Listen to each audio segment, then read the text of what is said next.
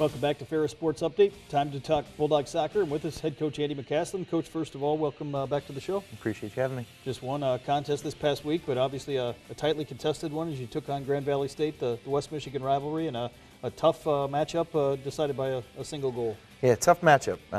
You know, there's always a lot of emotion going into that game, so that's one of the things that we have to manage as we kind of approach that week. And the kids were ready. They were excited about it.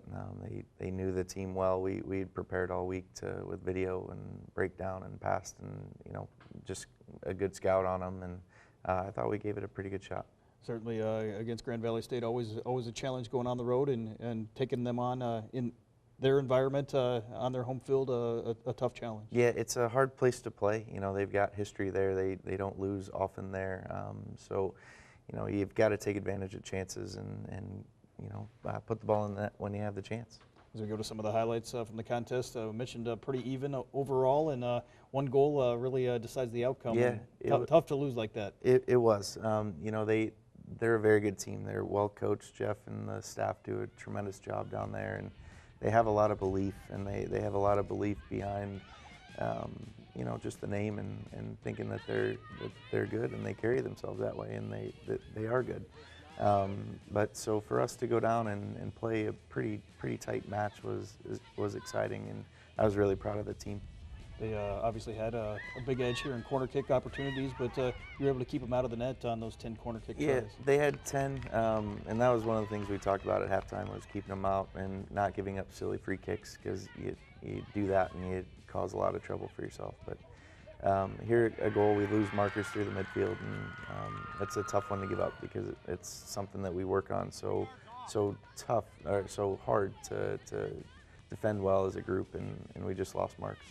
Besides that one goal, Grace Kraft for you in net. We'll see her make some saves. Had a nice day for you. She had a tremendous day. You know, we put her in a tight spot twice with a couple penalties that we gave up, again with some poor decisions defensively, but at the same time, you know, she came up huge and made some great saves, not only on the second penalty, but just in the run of play. She kept things clean for us and did a tremendous job. Obviously, a lot of young kids that we've talked about here throughout the year getting a chance to play in an environment like this here early in the conference season. Yeah, that's important. You know, we had 6 freshmen start the game, and you know, it's a hard game for freshmen. It's fast, it's dynamic, and one of the things that we talked about before is we'd played 2 other top 10 teams in the preseason. You know, in the early season, we had played Carson Newman down away. You know, again, a difficult environment to play, and so and then Mankato at home. So we felt like we were in a good mindset and a good mentality for, you know, knowing what we were going to get on the day. We just had to be a little cleaner in the final third, and maybe unfortunate not to score a goal, but we did a really good job in defending and keeping them out.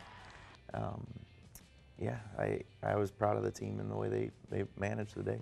1-0 here at halftime, but obviously in the second half, as you mentioned, we'll see the Bulldogs have a few opportunities here where maybe you could have got the equalizer. I think so. You know, the backs in the midfield did a really good job with the National Player of the Year last year in Menkati. Grace made a couple big saves.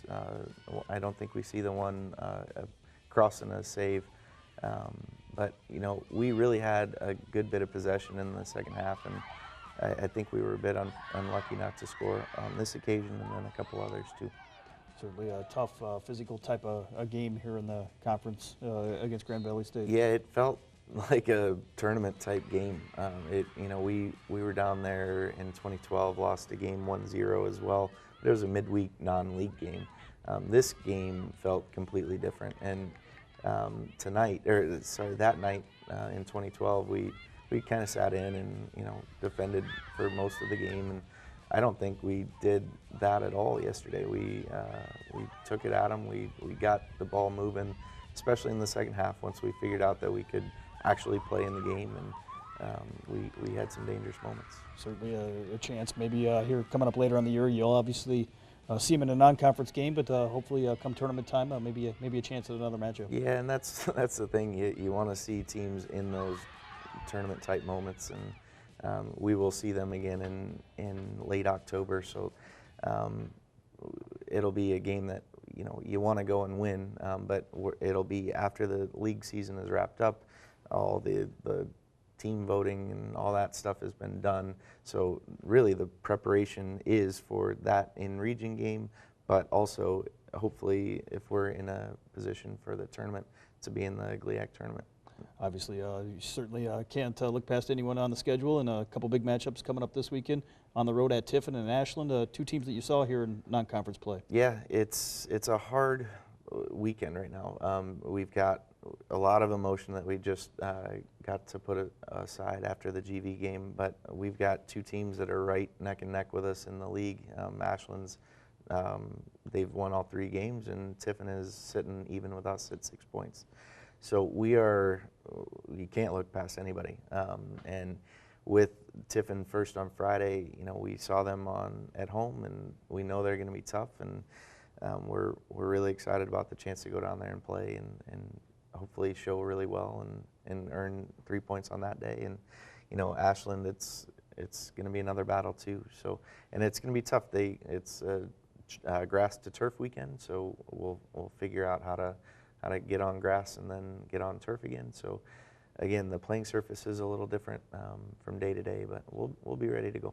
Obviously, here now in the month of October, one of your goals, one of your first goals at least, to make the GLIAC tournament. What does it take here over the next 3-4 weeks to make that conference tournament and make a run? Yeah, you got to separate yourself somehow, and I think we were hoping that we could be 9 points from 3 games, and that would have been great. But we're at 6 now, and we're at 6 with a couple other teams. So right now, it's about separating ourselves, and if we can go ahead and get a couple points on the road here, that'd be great, and it'd set us up well for the late stretch. What does it take to go on the road and pick up those points this weekend against 2 very good opponents? Yeah, we like going on the road. We've got the group together. It's studying on the bus and then soccer. So that's pretty exciting. So we like those moments, and we like having the group together on the road. And it's just concentration. They got to find the rhythm of getting the travel side of it, and the hotel and the meals and all that. And but the girls have been good on the road so far. We've done well on the road, and we're confident with our abilities to go down there and win. Okay, Coach, best of luck to the Bulldogs this week as you travel to Tiffin and Ashland. Appreciate it. That's going to do it for Ferris Sports Update. A reminder, you can follow all the action and get all the updates online, ferrisstatebulldogs.com. Have a great week.